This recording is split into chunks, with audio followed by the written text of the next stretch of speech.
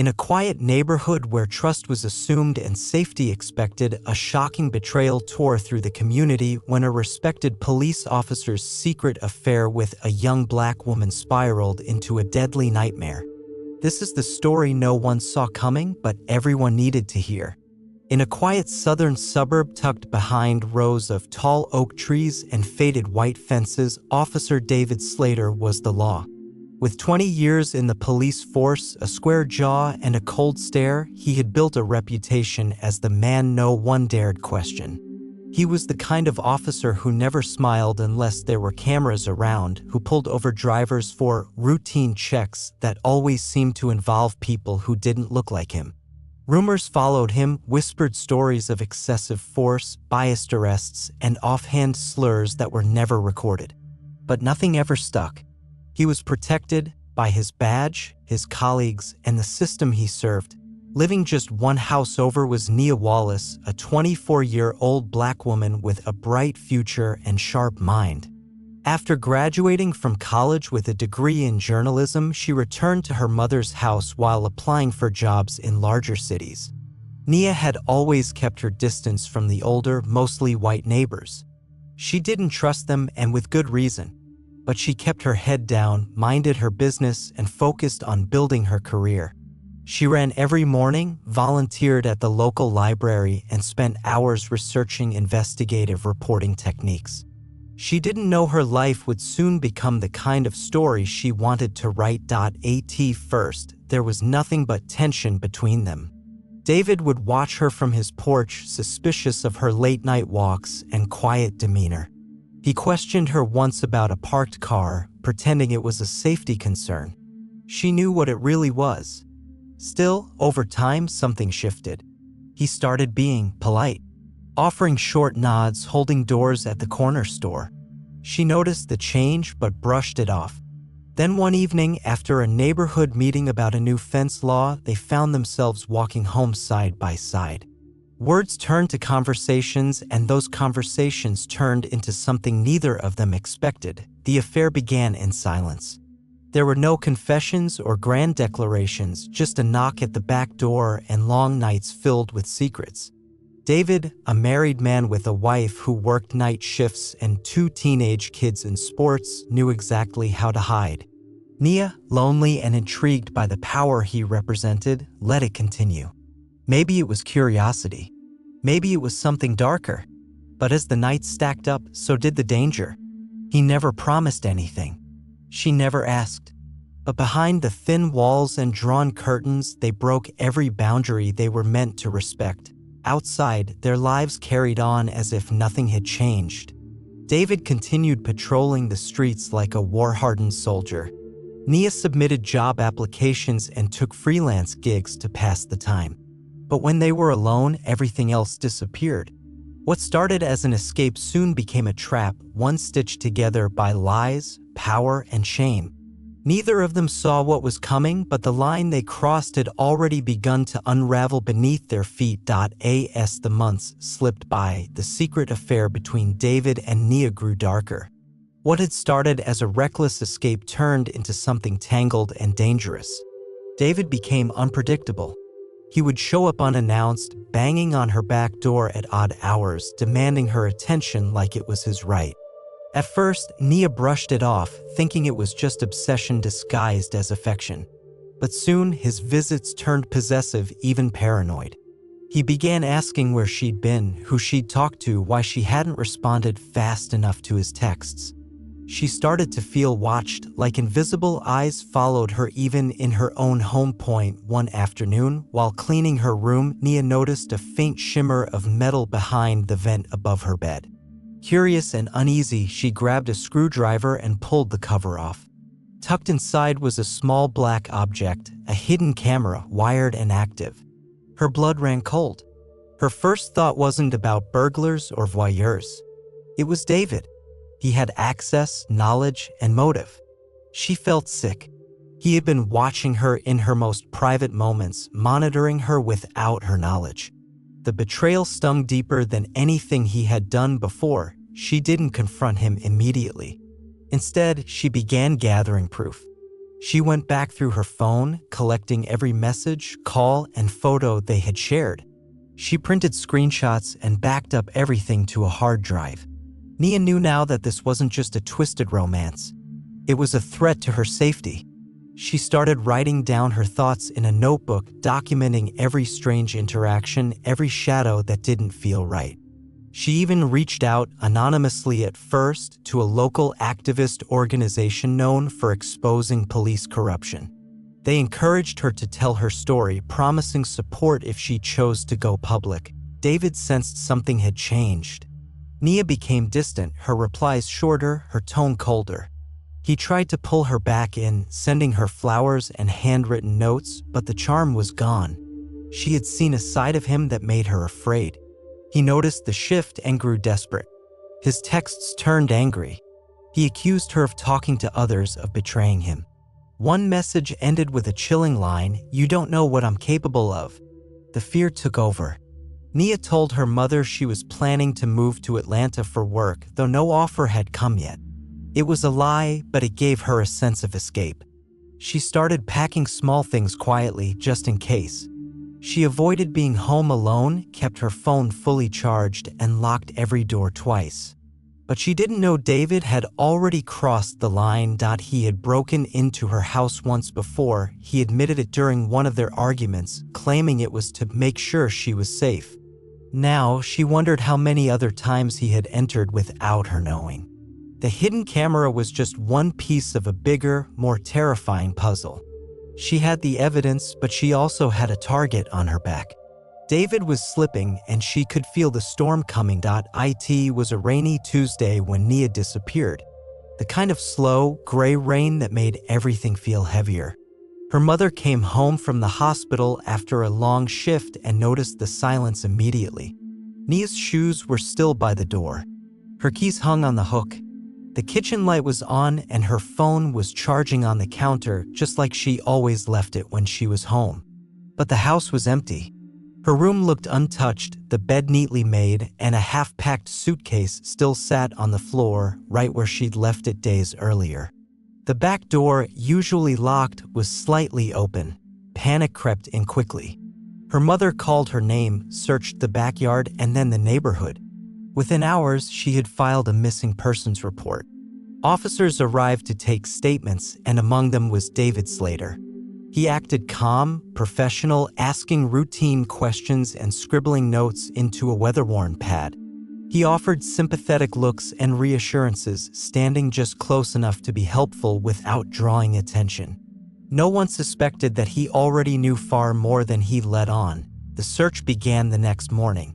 Flyers were printed, volunteers spread out across nearby parks and wooded trails. Friends posted her picture online, urging anyone with information to come forward.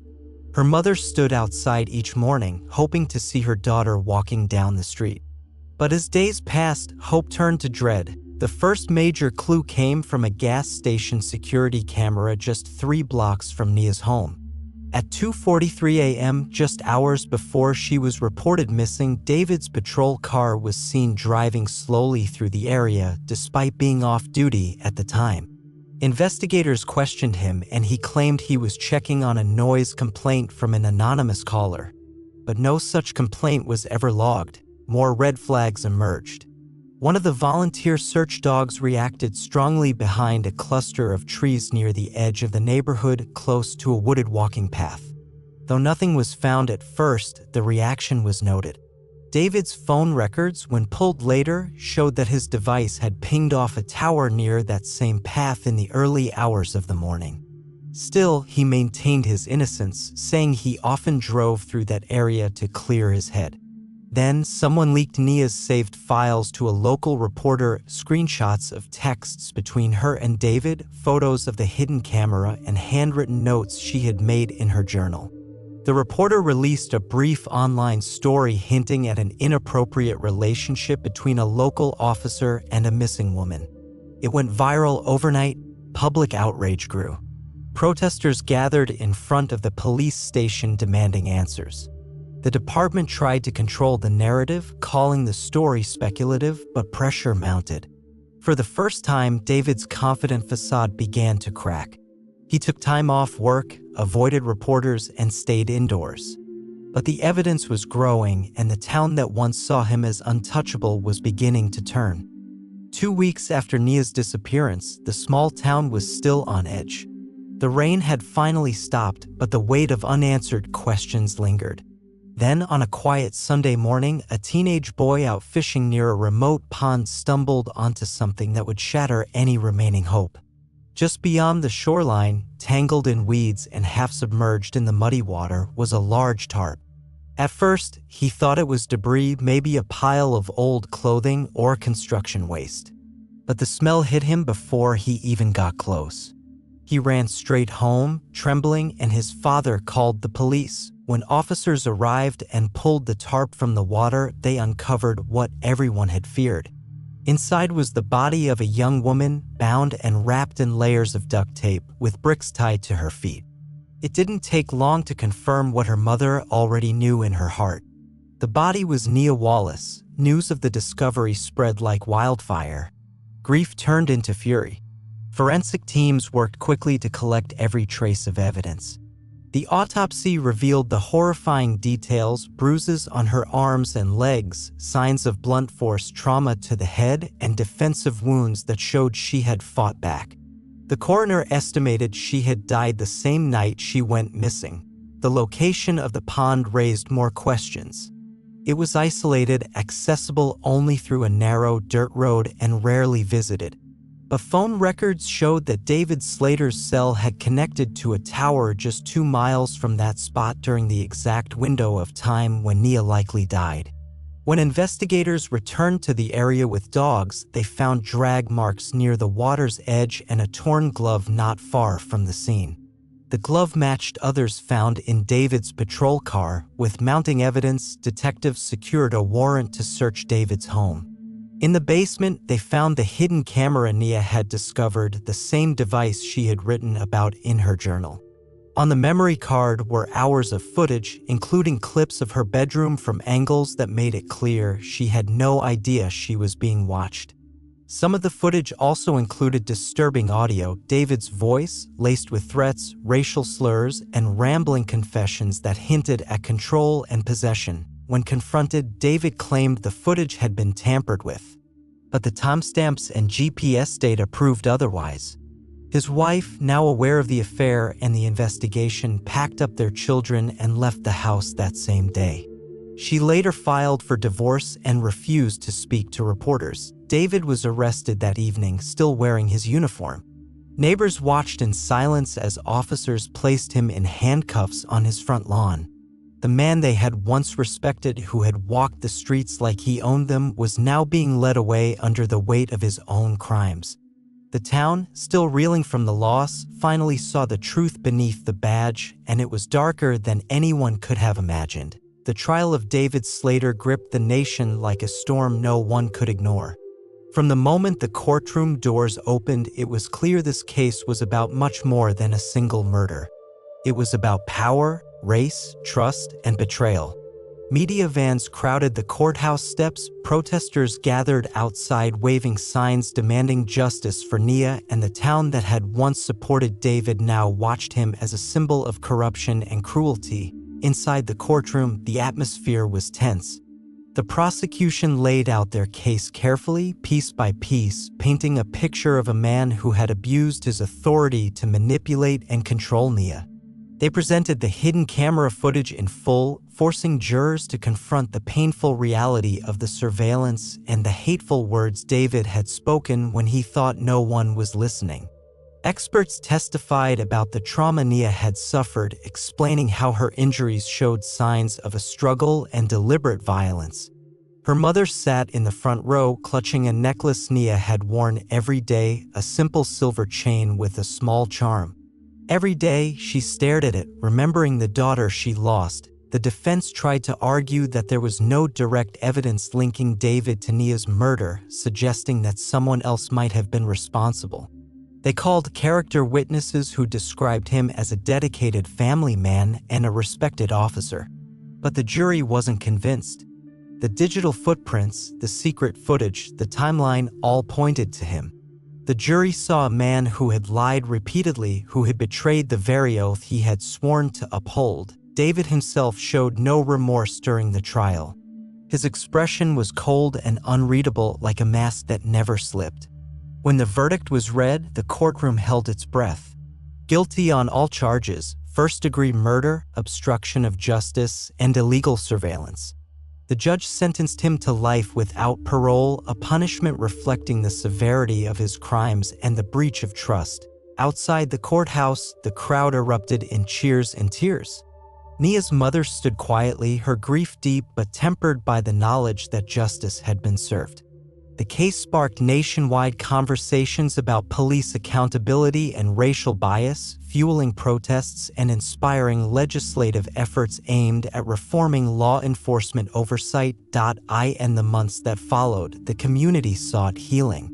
A memorial was erected in Nia's honor, a place where people could come to remember her bright spirit and unfulfilled dreams. Her mother founded a nonprofit organization dedicated to supporting young women of color pursuing careers in law and journalism, two fields that had shaped Nia's life and ambitions. The foundation offered scholarships, mentorship programs, and workshops on empowerment and safety. David's story became a cautionary tale told in classrooms, community centers, and police departments.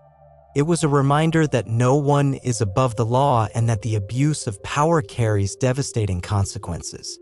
Though the wounds left behind could never fully heal, Nia's legacy lived on, lighting a path for others to stand up, speak out, and demand a world where justice is blind and protection is real.